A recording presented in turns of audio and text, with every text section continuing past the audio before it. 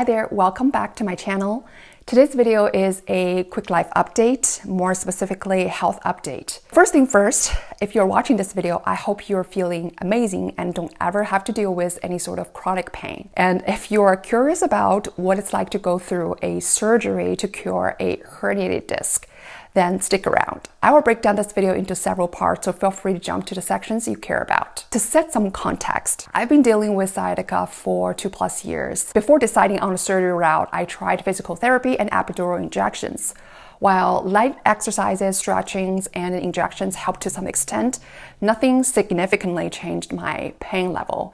And things seems to be getting worse for me. I don't know if I still count myself as a new mom, but in the past almost 2 years, all that picking the baby up and down surely didn't help with my situation. Eventually, I feel like the surgery might be my best shot at getting my quality of life back. I talked to a spine surgeon and he figured out a plan for me. Let's talk about the surgery itself. Well, this portion of the video isn't meant to sway you one way or the other. Whether or not you choose surgery is deeply a personal choice. As for what my experience was like, so I had my surgery right after Christmas under general anesthesia. The anesthesia part made it a lot less intimidating for me. I arrived about 2 hours ahead of the scheduled surgery time. I was put in the waiting area where all the nurses were, and then I changed into a patient gown. I was instructed to take 2 showers the night before and one more in the morning, like before I came to the hospital. And after I changed into the gown, they still give me some kind of antibacterial wipes to wipe myself down. After that, they asked me a bunch of questions regarding my medical histories and allergies and all that good stuff. And then after that, it's time for IV and blood draw. When it's time for my surgery, they wheeled me into the operation room. I got the anesthesia through the IV. I passed out in just a few seconds. My last memory was chatting with one of the nurses and I woke up in my recovery room. To me, that is perfect. I didn't want to remember anything. Anyway, in the US, I was scheduled as an outpatient. I chose to stay one night at the hospital and left the next day. In terms of how I feel in the first week after surgery, there's a lot of lingering pain and soreness from the incision area. Of course, the worst would be the first couple of days of the first week. I was pretty weak. What used to be simple things like getting in and out of the bed, use the restroom was very challenging. A lot of soreness and pain. Once I got down to the ground, I could move very, very slowly and I had to try my best to balance myself. The hospital offered me to take home a walker, but I didn't feel like I needed one. I was 99% of the time in bed. But even that, after laying down for hours, I would still feel very stiff and uncomfortable too. So I got up every once in a while to just change up the positions. Since I had the pain in my left leg, I decided to switch to sleep on the right side of the bed. I don't know if that does anything, probably not. But I just feel like it was slightly easier for me to get in and out of the bed. So I didn't shower for the first week. So that feeling got increasingly gross. My hair was all greasy, my scalp was itchy, and I was almost going to try one of those no rinse shower cap because I just simply couldn't stand my hair anymore to wait till the day that I could shower. But I figured out a plan with my husband and he ended up washing my hair at the bedside. We just used a wash basin and laid down a lot of towels on the floor. I'll be honest with you, you won't need help for this first week for sure.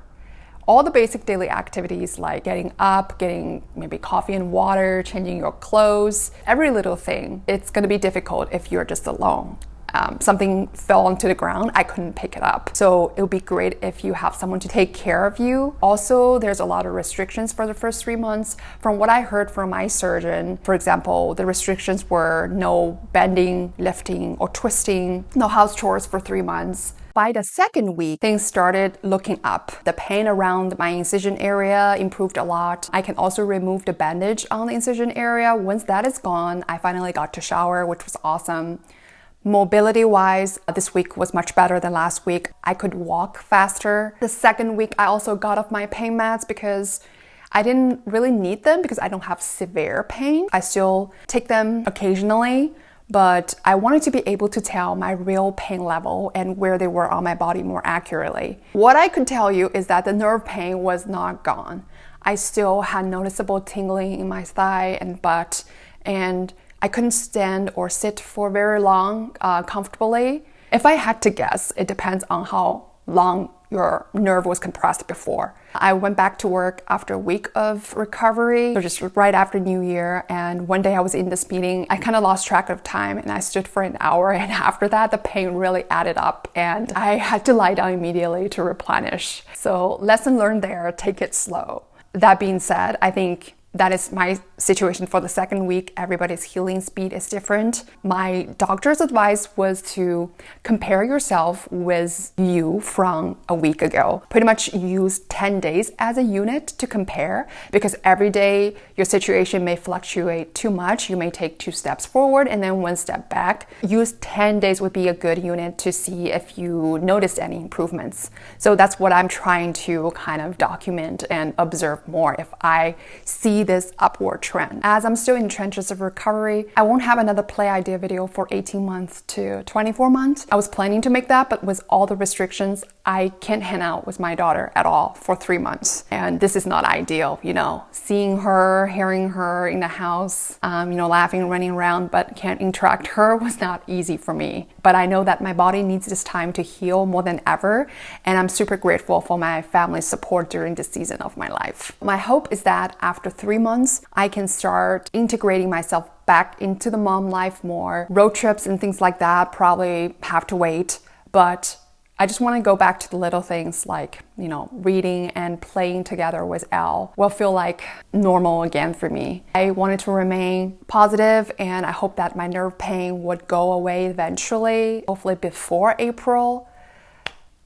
Yeah, cross fingers. I actually didn't know exactly how I got myself into the herniated disc situation, but I had some suspicions. And if I could go back and change something, here's what I would have changed. And, I don't want to write like an essay for this part, but I would invest in a good mattress. Your back will thank you for how long, you sleep on the mattress every day. And I would also get up once every hour. I used to just sit for long stretches of time at my desk during work or after work, and I would just forgot to get up. Really, that put a lot of pressure on your spine. And the third one would be getting a standing desk, especially if you're like me, who spend a lot of time in front of a computer for both work and maybe after work. Since I got my standing desk, no regret. And it just helped me to maintain a better posture. Thank you so much for watching and letting me share this part of my journey with you. Our health is our biggest asset.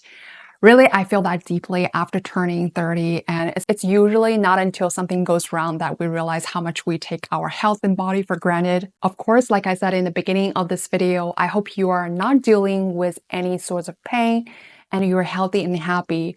But if you are, know that you are not alone, and take it one step at a time, surgery or not surgery. I hope you come out better than before. If you want more updates on my recovery, comment down below. Until next time, take care of yourself.